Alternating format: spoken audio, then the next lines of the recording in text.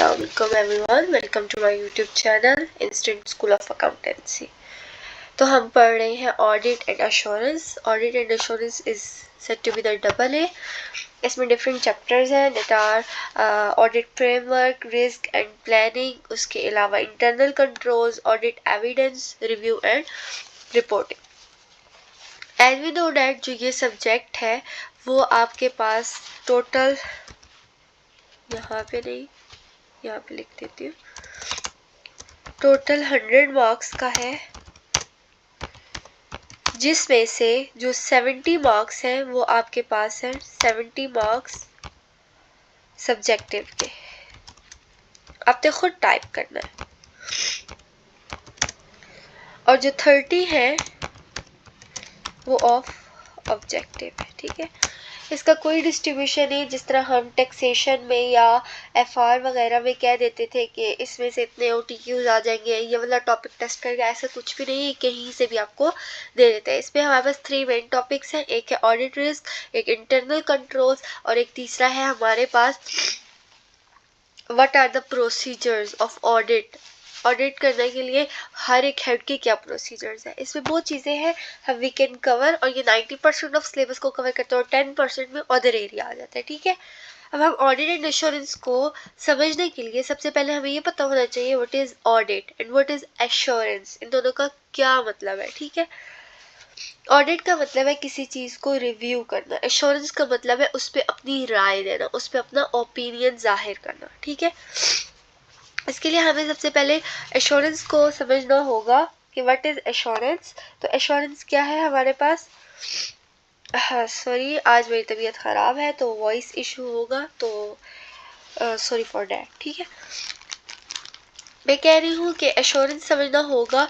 Assurance किसको कहते हैं, वो एक ऐसी इंगेजमेंट है जिसमें एक practitioner that is the auditor, वो क्या करता है हमारे पास, वो असेस करता है और रिपोर्ट करता है एक स्पेसिफिक सब्जेक्ट मैटर के ऊपर। ठीक है, प्रैक्टिशनर एक स्पेसिफिक सब्जेक्ट मैटर को असेस करता है और रिपोर्ट करता है ताकि जो यूज़र्स हैं उनके अंदर कॉन्फिडेंस आ सके इस इंफॉर्मेशन को यूज़ करने का। ठीक है, उसके ऊपर रिलायबल हो, उसके ऊपर वो पूरी तरह से एतमाद कर सके कि ये सूटेबल क्राइटेरियाज को मेट कर रहा है। अब ऑडिट का एक मकसद है, उस पर क्या करता है, वो सूटेबल क्राइटेरिया को देखता है, that are the accounting standards. किसको टेस्ट करता है, टेस्ट करता है एक स्पेसिफिक सब्जेक्ट मैटर को, और जो स्पेसिफिक सब्जेक्ट मैटर है वो क्या है, फाइनेंशियल स्टेटमेंट्स या इंटरनल कंट्रोल। और who is practitioner, practitioner assess करता है, तो प्रैक्टिशनर हमारे पास ऑडिटर होता है कोई भी। ठीक है, अब ये क्या करता है, हमारे पास जो ऑडिटर है वो ये एश्योरेंस देता है कि जो फाइनेंशियल इंफॉर्मेशन है वो बिल्कुल एक्यूरेट है और रेलेवेंट स्टैंडर्ड्स के साथ है, अकॉर्डिंग टू रेलेवेंट स्टैंडर्ड्स ये बिल्कुल एक्यूरेट है। ठीक है, एश्योरेंस पढ़ ली। अब हम देखते हैं कि एश्योरेंस के एलिमेंट्स क्या है। एश्योरेंस इंगेजमेंट के जो एश्योरेंस इंगेजमेंट के एलिमेंट्स वो शो आउट करता है, ये एक जनरल बात करता है, लेकिन जब हम ऑडिट इंगेजमेंट के पढ़ेंगे तो वो अकॉर्डिंग टू ऑडिट आपको बताएगा। ठीक है, वो स्पेसिफिक हो जाएगा, चीज़ें यही सारी होगी लेकिन वो स्पेसिफिक हो जाएगा। यहाँ पे वो कहता है कि 5 एलिमेंट्स है टोटल। एक है 3 पार्टी रिलेशनशिप, और सूटेबल सब्जेक्ट मैटर क्या है, उसके बाद सफिशिएंट एप्रोप्रिएट एविडेंस क्या है, उसके बाद वो कहता है कि इवेल्युएशन और एश्योरेंस रिपोर्ट क्या है। ठीक है, ये 5 है हमारे पास। सबसे पहला क्या है, 3 पार्टी रिलेशनशिप।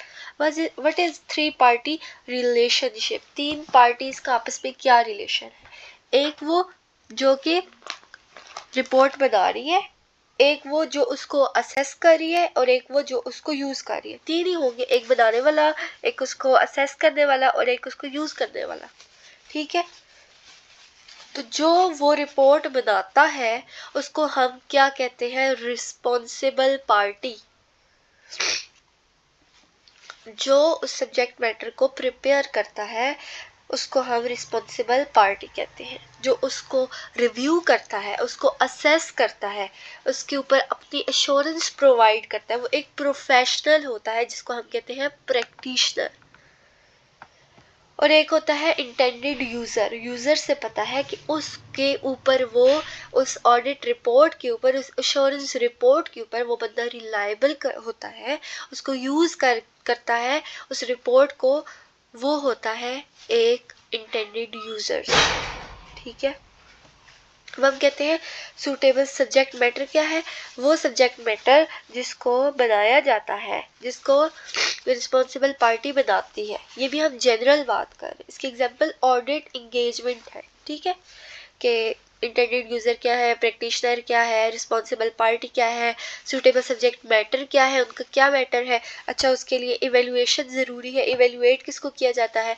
तो इवेल्युएशन क्या है? वो जो मैटर है उसको इवेल्युएट करना और देखना कि वो सूटेबल क्राइटेरिया को मेट कर रहा है या नहीं कर रहा, और फिर उसके ऊपर अपनी राय पेश करना। ठीक है। उसके बाद वो कहता है कि सफिशिएंट एप्रोप्रिएट एविडेंस। अब देखें, जो प्रैक्टिशनर होता है, जो उस इंफॉर्मेशन को असेस करेगा, वो अपनी एश्योरेंस देने के लिए उसके पास इतना एविडेंस होना चाहिए जो उस के लिए इनफ हो। सफिशिएंट का मतलब होता है क्वांटिटी, अप्रोप्रिएट का मतलब होता है क्वालिटी। क्वालिटी और क्वांटिटी के लिए कॉम्प्रोमाइज ना हो। एविडेंस, उसके पास सबूत क्वालिटी में भी सही हो, क्वांटिटी में भी सही हो, ताकि वो अपनी राय दे सके। और एश्योरेंस रिपोर्ट क्या है? वो इन सफिशिएंट अप्रोप्रिएट एविडेंस को यूज़ करते हुए प्रैक्टिशनर अपनी एक क्या देता है, ओपिनियन देता है, ताकि उसको इंटेंडेड यूज़र्स जो है यूज़ करके आगे वर्कआउट कर सके। ठीक है। उसके बाद हमने ऑडिट इंगेजमेंट, यही चीज़ें पढ़ी कि ऑडिट इंगेजमेंट में 3 पार्टीज कौन कौन सी है, practitioner, intended user, responsible party specifically क्या है, वो कौन सी सब्जेक्ट मैटर को यूज़ करती है, कैसे इवेल्युएट करती है, ये सब कुछ। ठीक है। सो वो वीडियो मैंने पहले अपलोड कर दी थी। ये वीडियो जो थी मैंने अपलोड की थी, लेकिन I don't know what happens to that, वो नहीं हो सकी, तो अभी मैं आपको कर रही हूँ। ओके, अल्लाह हाफिज़, टेक केयर। वो वीडियो देख लीजिएगा।